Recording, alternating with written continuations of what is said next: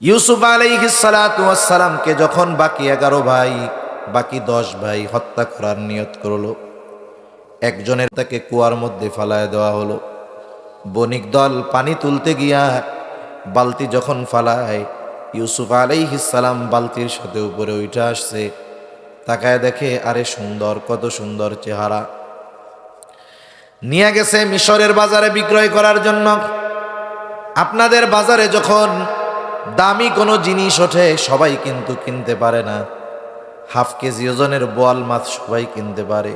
ওই বোয়াল মাছটা যদি 30 কেজি ওজন হয়, মাছ তো বোয়ালই, কিন্তু ওজন বেশি, দামও বেশি, ঠিক না? ইউসুফ আলাইহিস সালামের চেহারা সুন্দর, গোলাম বানায়া বিক্রয় করবে, সকলের কেনার মতো অ্যাবিলিটি নাই। কে কিনছে? মিশরের খাদ্যমন্ত্রী কিনা নিয়ে গেছে। খাদ্যমন্ত্রীর ঘরে ইউসুফ আলাইহিস সালাম যতই কৈশোরে পদার্পণ করতেছে, যৌবনে পদার্পণ করতেছে, চেহারার সৌন্দর্য আরো বাড়তেছে। কত সুন্দর চেহারা! এই চেহারায় আকৃষ্ট হয়ে গেল মিশরের খাদ্যমন্ত্রীর স্ত্রী। ইউসুফ আলাইহিস সালাতু ওয়াস সালামকে কুপ্রস্তাব দিল, উনি রাজি হয় নাই। ওই মহিলা চক্রান্ত করে ইউসুফ আলাইহিস সালামকে জেলে পাঠায়া দিছে। কেমন সুন্দর ছিল ইউসুফ আলাইহিস সালামের চেহারা! মানুষেরা, মেয়েরা বলা বলি করতেছে, দেখ, এত সম্ভ্রান্ত ব্যক্তির স্ত্রী, সে তার ঘরের কাজের লোক, গোলাম তো ছিল তখন। কয় যে এর প্রেমে আসক্ত হইয়া কি করছে, দেখ, লজ্জার ব্যাপার। সবার জবাব তো আর একসাথে দেওয়া সম্ভব না। এখন তো ডিজিটাল জামানা, কেউ আমারে কিছু কইলে ফেসবুকে স্ট্যাটাস দিলে সবাই জবাব পেয়ে গেল। জুলাইখা সব মহিলাদেরকে দাওয়াত দিছে। দাওয়াত দিয়া বলতেছে, সবাই বসো, দস্তরখান রেডি, খাবার রেডি, সবার হাতে এক একটা ফল আর এক একটা ছুরি। বলতেছে, তোমাদেরকে যখন বলবো তখন তোমরা ছুরি দিয়া ফল কাটা শুরু করবা। এইবার সবাই প্রস্তুত। ইউসুফ আলাইহিস সালামকে তাদের সামনে আনা হলো। সবাই ইউসুফ আলাইহিস সালামের দিকে তাকায় আছে। এইবার জুলাইখা নির্দেশ দিছে, তোমাদের হাতের ছুরি দিয়া ফল কাটতে শুরু করো। মহিলারা সব তন্ময় হয়ে ইউসুফ আলাইহিস সালামের দিকে তাকায় আছে। ফল কাটার বদলে ছুরি দিয়া কোন সময় হাত কাটতেছে, হাত কেটে রক্তাক্ত করে ফেলতেছে। ওই সৌন্দর্যের দিকে তাকায়া এতটা তন্ময় হয়েছে যে কেউ হাত কাটতেছে কিন্তু টের পাইতেছে না। তারা বলতেছে, আইরে, এটা তো মানুষ না, মাহাদা বাশারা ইনহাদা ইল্লা মালাকুন কারিম। আরে এটা তো ফিরিস্তা, এটা কি মানুষ হইতে পারে? কেমন সুন্দর ছিল ইউসুফ আলাইহিস সালাম। যাই হোক, এক সময় জেলখানায় দিছে। বাদশাহ স্বপ্নে দেখছে, সেই স্বপ্নের ব্যাখ্যা করছে। ওই ব্যাখ্যা কইরাই এক সময় মিশরের সর্বোচ্চ সুপ্রিম পাওয়ারের অধিকারী ইউসুফ আলাইহিস সালাম হয়ে গেছে। যেই সময় ইউসুফ আলাইহিস সালাম মিশর পরিচালনা করতেছেন, ওই সময় আশেপাশের সব দেশে দুর্ভিক্ষ। মিশর হলো ফিলিস্তিনের পাশেই, সব জায়গায় দুর্ভিক্ষ। প্রথম 7 বছর যেই ফসল উৎপাদন ভালো হয়েছে, স্বপ্নের ব্যাখ্যা। বাদশাহ এই কথাটা তার ভালো লাগছে। সে এমনভাবে সম্পদ বা শস্য গুদামজাত করছে যে দুর্ভিক্ষের 7 বছর সে নিজের চাহিদা পূরণ কইরা, নিজের দেশের চাহিদা পূরণ কইরা আশেপাশের দেশের মানুষকেও সে খাদ্য শস্য দান করতে পারতেছে। যখন আশেপাশের মানুষরা শুনছে যে ওই জায়গায় গেলে তো শস্য পাওয়া যাবে, সবাই লাইনে লাইনে আসছে। এক একজন এক এক বস্তা পাবে। ইয়াকুব আলাইহিস সালামের ছেলে আরও 11 জন আছে, এই জন তো বাদশাহ জানে না। ইয়াকুব আলাইহিস সালামের ছেলেরা বলতেছে, আব্বা আমরা যাই, 10 ভাই আসছে, 10 বস্তা নিয়ে গেছে। উনি তো চিনা ফেলছে এরা আমার ভাই। যাই হোক, লম্বা ইতিহাস। এক সময় জানছে, ওনাদেরকে মাফ করে দিছে। সাথে সাথে বলছে, এক কাজ করো, আব্বারে বলছে যে আপনি আমার ভাইদেরকে সহ সবাই মিলে জেরুজালেম থেকে মিশরে চলে আসেন। দীর্ঘকাল ওনারা মিশরে থাকছে।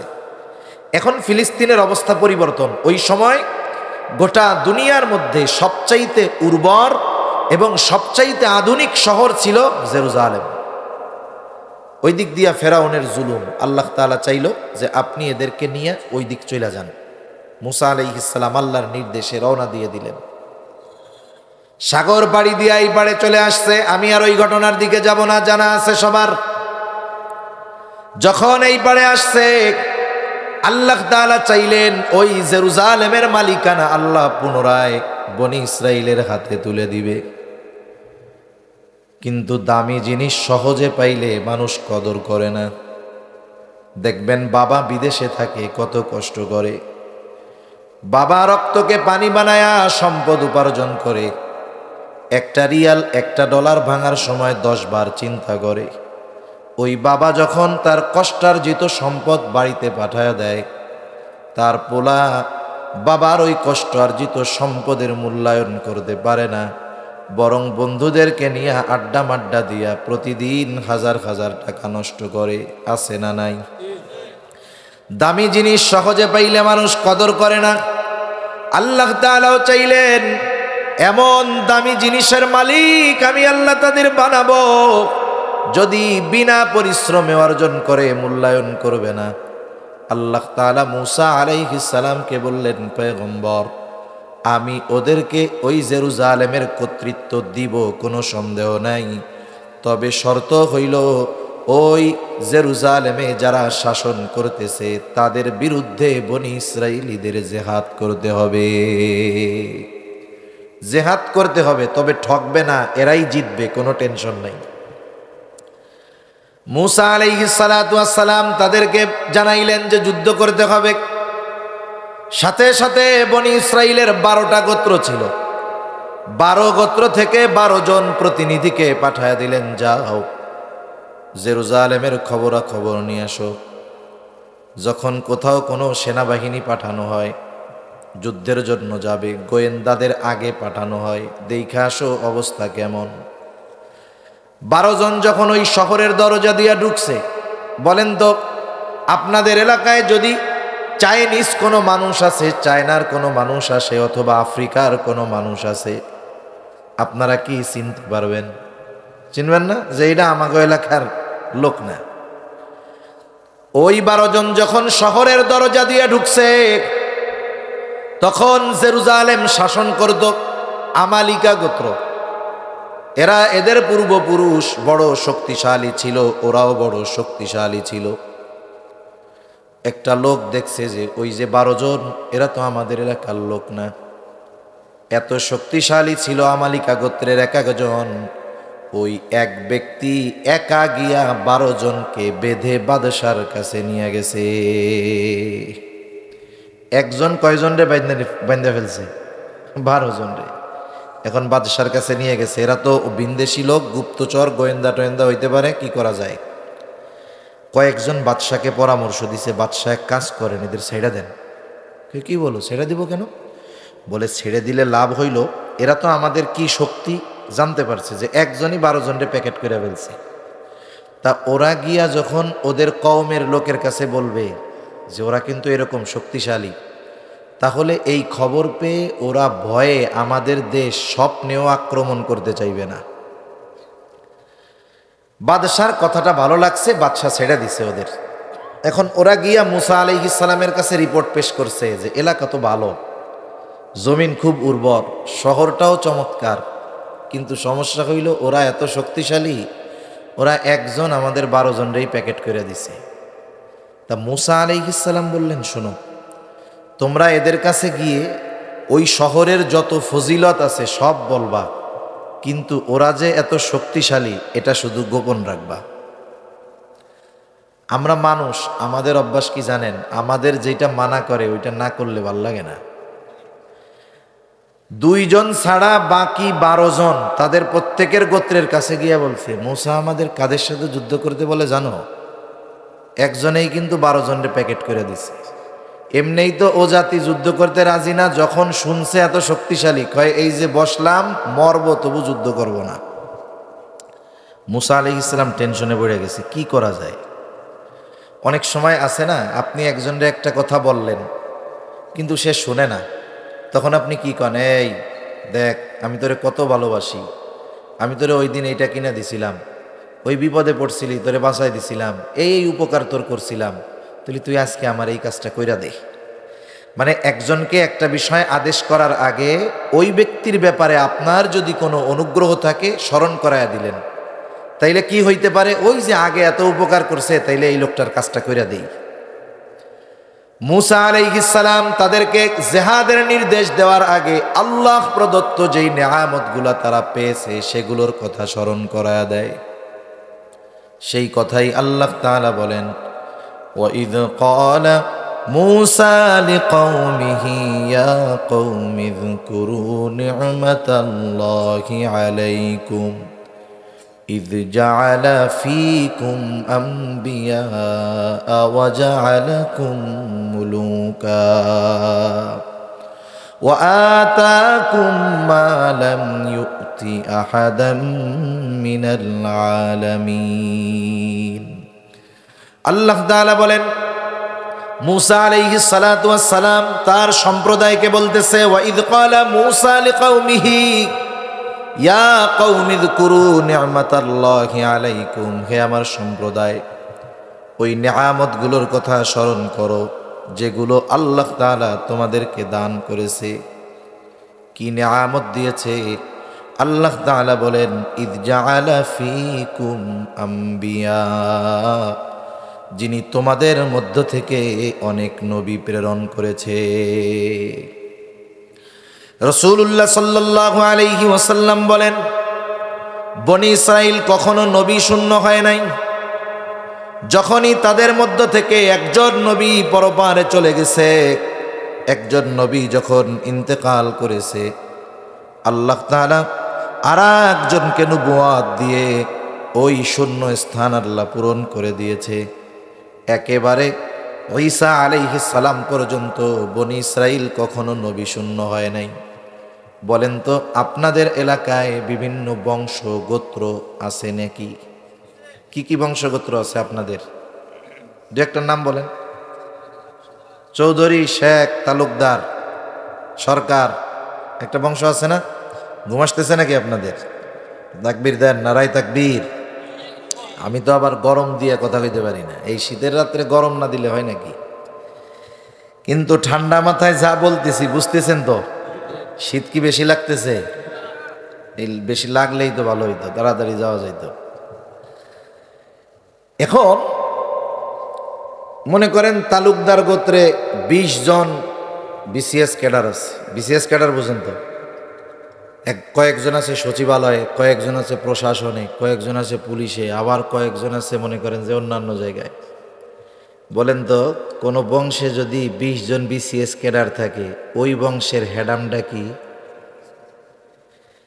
কিছু কইলেই কইছি ন, তালুকদার বংশের বলা 20টা কিন্তু বিসিএস ক্যাডার। নেয়ামত মনে করে কি করে না? নেয়ামত মনে করে না যে আমরা আমাদের বংশে এতগুলো বিসিএস ক্যাডার আছে। কেউ যদি জিজ্ঞাসা করে যে তোমার বাড়ি কোথায়, তাই চিনেন নাই? ওই যে ওই গ্রামে বাড়ি, যেই গ্রামের তালুকদার বংশে 20টা বিসিএস ক্যাডার আছে। গ্রামের নাম বলার আগে বলে যে ওই বংশের বলা আমি। দুনিয়ার মানুষ যদি তাদের বংশে দুনিয়াবি উচ্চ শিক্ষিত সম্মানিত ব্যক্তি থাকে, গর্ব মনে করে নিজেকে, নিজে না হইলেও নিজের বংশের লোক। বলেন তো, যেই বংশে ধারাবাহিকতার ক্রমান্বয়ে নবী আসছে, তাইলে এটা কত বড় নেয়ামত, কত বড় সৌভাগ্যের ব্যাপার। মুসা আলাইহিস সালাম সেই কথাই বলেন যে আল্লাহ তাআলা তোমাদের বংশে নবী পাঠিয়েছেন, আর আমার আপনার নবী বলেন বনি ইসরাইল কখনো নবী শূন্য হয় নাই। কত বড় পরলৌকিক নেয়ামত! আল্লাহ তাআলা শুধু যে পরলৌকিক নেয়ামত দিয়েছেন তা নয়, আল্লাহ তাআলা বলেন ওয়াজআলাকুম মুলুকা, সাথে সাথে আল্লাহ তাআলা তোমাদের দুনিয়ার বাদশাহী দান করছে। সুলাইমান আলাইহিস সালামকে বাদশাহী দান করেছে। কেমন বাদশাহী? উনি আল্লাহ তাআলার কাছে দোয়া করতেছে, রব্বি হাবলি মুলকান লা ইয়ামবাগি লি আহাদিম মিন বাদি ইন্নাকা আনতাল ওয়াহ্হাব। ও আল্লাহ, আমাকে আপনি এমন রাজত্ব দান করেন যা আমার পরে আর কাউরে দিবেন না। যদিও সুলাইমান আলাইহিস সালাম মুসা আলাইহিস সালামের অনেক পরে, আমি ওই দিকে যাব না।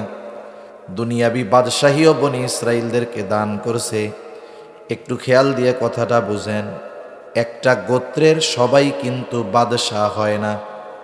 একটা গোত্রের সবাই বাদশাহ হয়, কিন্তু যদি কোনো গোত্র থেকে একজন বাদশাহ হয়, তাহলে তার ওই বাদশাহীকে তার গোত্রের সাথে জোড়ায় দেওয়া হয়। যেমন দেখবেন, এই দুনিয়ায় অনেক গোত্র শাসন করেছে। উমাইয়ারা শাসন করেছে, উমাইয়া গোত্র। উমাইয়া গোত্রের সব মানুষ কিন্তু বাদশাহ ছিল না, কিন্তু বাদশাহ উমাইয়া গোত্রের হওয়ার কারণে বলা হয় যে উমাইয়া শাসক।